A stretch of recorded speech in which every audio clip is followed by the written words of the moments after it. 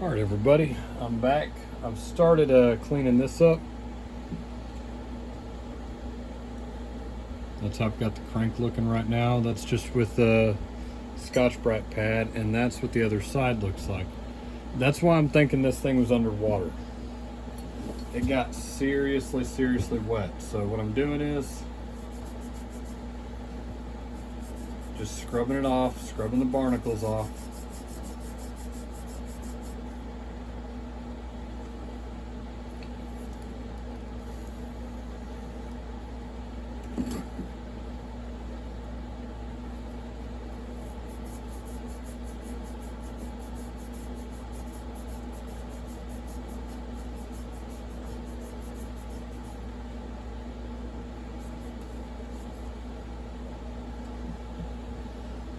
And that's pretty much all it takes right there, just a little bit of patience. I'm probably not going to record the whole scrubbing of the crank. But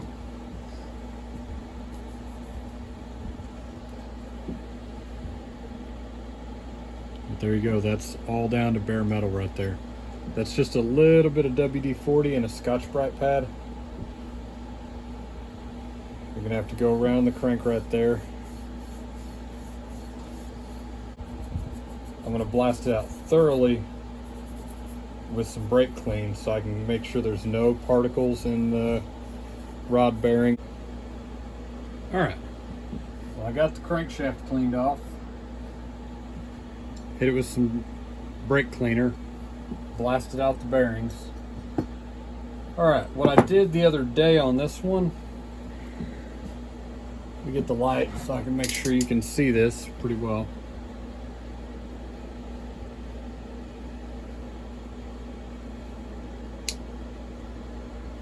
Alright, you can see all that pitting pretty well right there. This thing's been submerged. So that's actually corrosion pits. It's not in the bearing pocket or anything. And I've cleaned it out with picks, nails, stuff like that. Just cleaned all that corrosion out. If you see any bubbling right there, that's literally WD-40. After I got done cleaning it with brake clean, I did hit it with some WD, because what I can do is I'll use a clean grease rag and just real quick wipe it out, and as I assemble it, that WD-40 will not react badly with the two-stroke motor oil. So like right there, you can see the bubbles. I'm just going to give it a light wipe down. All right. Now I didn't get every bit of the paint out of this, but anything that's still stuck, you can scrape it with a screwdriver or a pick, and it's not coming off. I tried. A lot of this took one of my bigger wire wheels and about 30 minutes with the drill. All right, this is a brand new factory bearing, 9523-003-4278.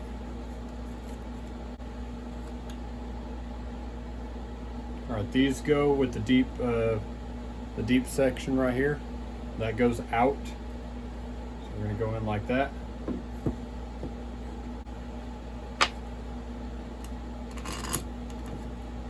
All right, that is a fine thread bolt right there.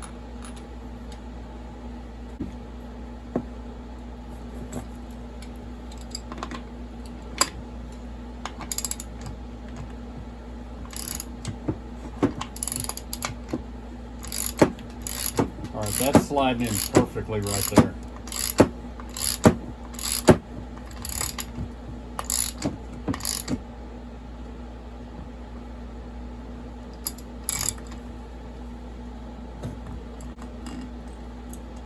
All right, that is about as simple as you can make it right there.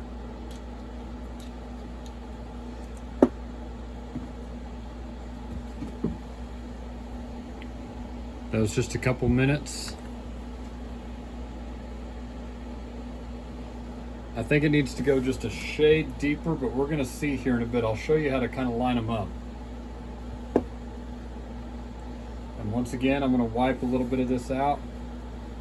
I'm not trying to take it all out, but that way I don't have WD-40 just running down everywhere.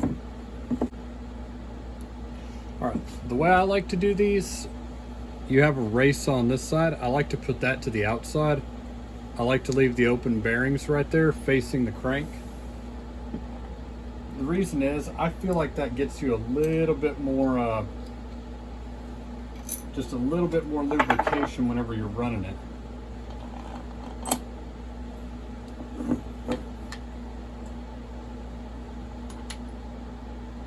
All right.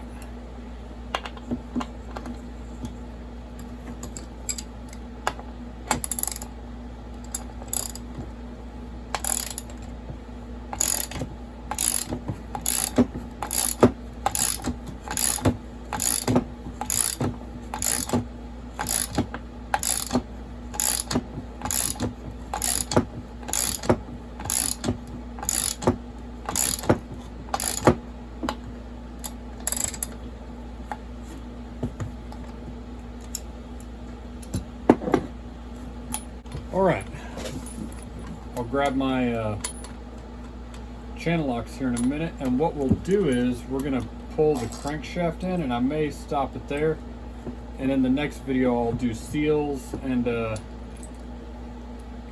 probably in the next video I'll do seals and maybe honing the cylinder out. Yeah, that's turned out pretty nice right there. Alright, so this right here is one of my pullers. It's basically like a 3/4 inch bolt with the center drilled out, tapped to an 8mm. I leave the nut on there, and then I've got a piece of pipe that I use as a puller.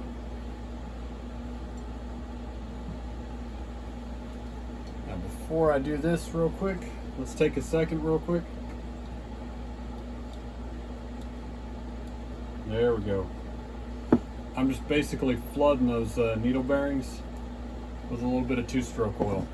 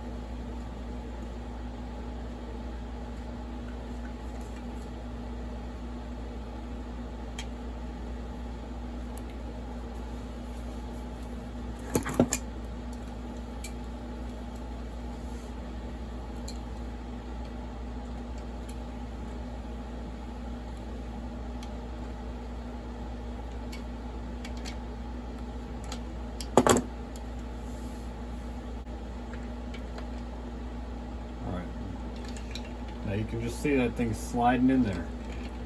I'm not putting an insane amount of force on it.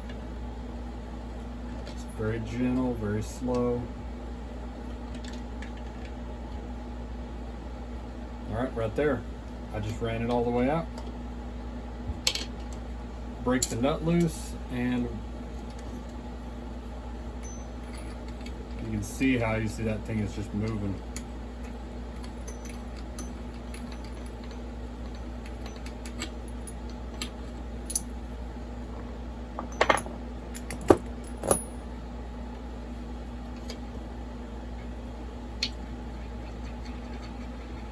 Remember how hard that thing was to turn before?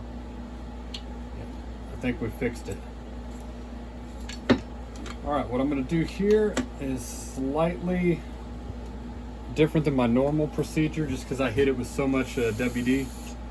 I know that was overkill, but it's very humid out the past couple weeks, and I'm dealing with a saw that I'm convinced was underwater and was suffering, like, water damage. So I'm going to clean these gasket surfaces up with a little brake clean. And also, especially on this one, there's enough corrosion damage in the front. I am probably going to put a little bit of Durco on both sides of the gasket. Let me get the gasket out real quick.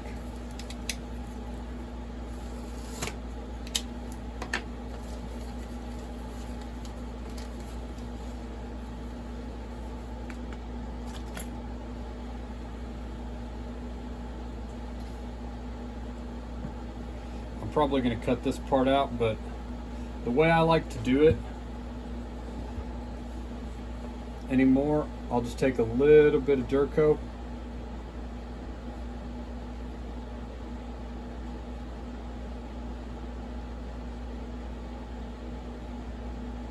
Now I don't flood the inside of the crankcase with the Durco. I'll show you whenever I do the cylinder how I do it, because I'm probably going to do another one without a base gasket again. Honestly, I've been liking those up until I tried to start the 880. I think about broke my arm yanking that cord out of my hand. Now you can see how thin I'm actually putting it on there, I hope. This is just like a skim coat, basically.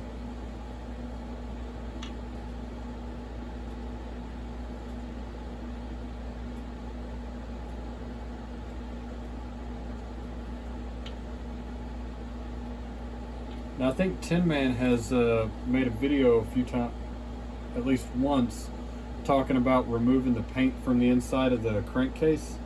That's not a bad thing, but you want to make sure to run it often enough that you keep oil flowing through there, so that you don't end up with it like getting a little bit of moisture out of the air and causing more corrosion, because then what'll happen is you'll build up a layer of corrosion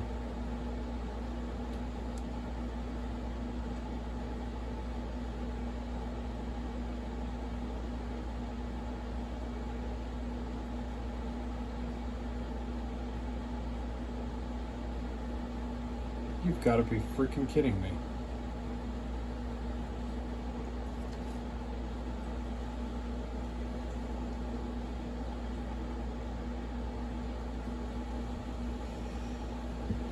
Son of a bitch. All right, well, I just learned something fascinating. I kind of overlooked something just a second ago, and actually a couple days ago. This little bugger right here, I should have already known that. This is not, in fact, a MS460, I don't believe. At least not the crankcase. I'm going to investigate the cylinder here in a little bit. But for sure, 100% sure, the crankcase and the crank are both MS440. A MS460 gasket will not fit on there. This crank is too small for an MS460, and I just noticed that whenever I took a brand new gasket from a gasket set 1128 007 1052. That is for sure a 460 gasket set. This crankcase is a 440, which is not a bad thing. I love 440s, but I thought I was building a 460, but I'm probably most likely building a 460 440 clone, or not clone, hybrid. I'm building a hybrid saw most likely, because 95% of the stuff is an MS, at least the crankcase, the bottom half is a 440. I'll check back with you later. I gotta dig around in my stuff and see if I even have an MS440 gasket set.